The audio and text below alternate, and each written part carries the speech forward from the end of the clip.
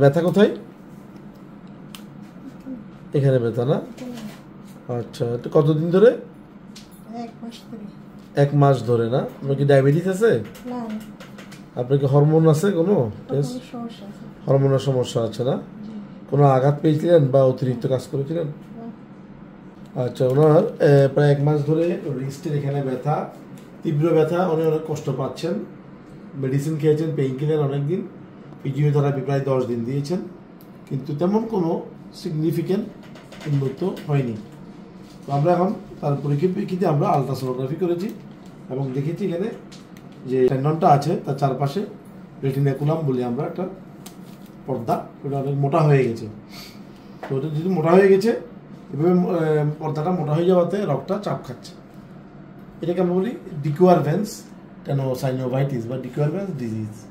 তো আমরা এখন আলট্রাসোনোগ্রাফির গাইডেন্সে, এই মেশিনের গাইডেন্সে আমরা ওই লিগামেন্টসে আমরা একটা ইঞ্জেকশন দিব।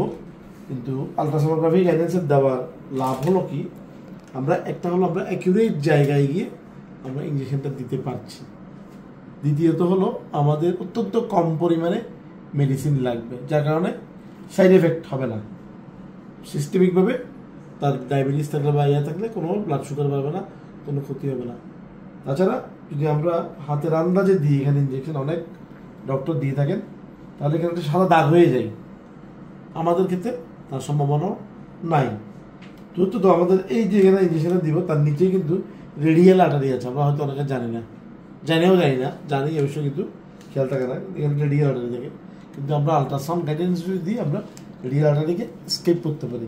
এখানে রেডিয়াল নার্ভের একটা ব্রাঞ্চ আছে, হ্যাঁ, সুপারফিশিয়াল রেডিয়াল। যদি রেডিয়াল নার্ভে ইনজুরি হয় বা চাপ লাগে তাহলে এটা এনট্র্যাপমেন্ট নিরূপিত হয়, যাকে বলা হয় ওয়াটারবার্গস সিনড্রোম। সেটা থেকেও আমরা বাঁচতে পারি। তো আমরা এখন দেখাচ্ছি কীভাবে আমরা আলট্রাসাউন্ড গাইডেন্সে দিয়ে থাকি এবং আমরা সূক্ষ্ম একটা নেল ইউজ করবো, যার কারণে ব্যথা পাবেন কম। গাইডেন্স দেখে আমরা, এটা সেই রক লিগামেন্টস, তার চারপাশে কালো একটা পর্দা দেখতে পাচ্ছেন। আপনারা যদি একটু দেখাই দিই, দেখেন এই পাশে আছে রেডিয়াল আর্টারি, এখানে রেডিয়াল আর্টারি আছে, এখানে আছে সেফালিক ভেইন আর্টারি। আমরা যদি নিচের দিকে যাই আর্টারিটা আস্তে আস্তে এখানে নিচে চলে আসছে, দেখবেন আর্টারিটা নিচের দিকে নিচে চলে আসছে। দেখেন এই আর্টারিটা এখন চলে আসছে কোথায়, একদম নিচে, রগের নিচে। আপনি যদি ইঞ্জেকশনটা ওভার পাংচার করেন তাহলে এখানে রেডিয়াল আর্টারিতে ইনজুরি হতে পারে। দেখেন কোথায়, দেখতে পেয়েছেন? তাই ইঞ্জেকশন যদি আপনি ব্লাইন্ডলি দেন, রেডিয়াল আর্টারি ইনজুরি হতে পারে, সেফালিক ভেইন ইনজুরি হতে পারে, নার্ভ ইনজুরি হতে পারে। তাই আমরা সেই আলট্রাসোনোগ্রাফি গাইডেন্সে দিচ্ছি। আমরা এখন আমার ফেরত যাচ্ছি,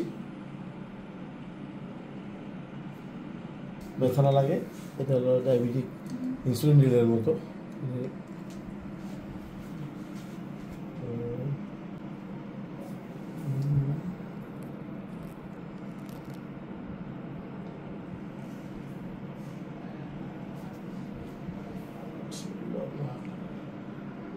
দেখা যাচ্ছে ডপলার, দেখা যায় আঙুল দিবেন এখানে, এই স্টপলটা যেটা আমাদের নিডেল ওখানে আছে।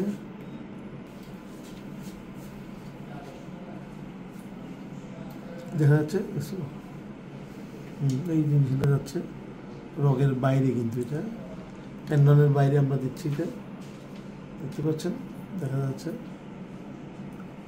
এখন দিচ্ছি না, অফ হয়ে গেল।